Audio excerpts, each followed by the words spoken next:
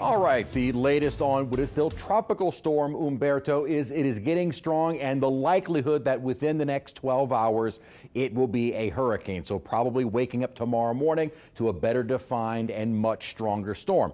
Really no change in the thinking with the future of Humberto. It will continue along a path almost due west briefly and then make that turn northwest and then north. As it does so, the anticipation is conditions will start to become a little more hostile. So peaking at a category 3, then starting to weaken. Still will see some impacts indirectly to Bermuda. High surf, likely some gusty winds, but we'll likely see higher surf along the east coast as well. The one caveat to the forecast in the tropics has been Invest 94, which at the moment still struggling. What center is being indicated here is north of Hispaniola, which a lot of the convection thunderstorms are still over the very mountainous terrain.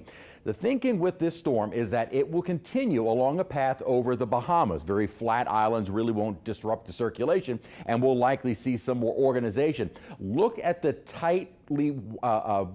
tightness of the forecast models in its forecasted path, taking it right toward South Carolina, North Carolina as we head into Monday. This is a far different forecast than what we had seen just as recent as yesterday and the last couple of days. The thinking is that Humberto is going to be too far off from what will likely become Imelda in the next couple of days. So the influence of Humberto creating what we referred to when we did a post with Alexa Trishler of the Fujiwara effect, where two systems actually kind of start spinning around each other, or one becomes absorbed in the other, that Humberto is not going to impact Imelda. And in fact, Imelda will actually feel more impacts from an East Coast upper low. That is what's going to draw the system northward and into the East Coast, whereas Humberto kind of gets left behind. It turns around a weakening upper level ridge, gets picked up by a trough, and moved out into the open Atlantic. So right now, Imelda is being closely watched by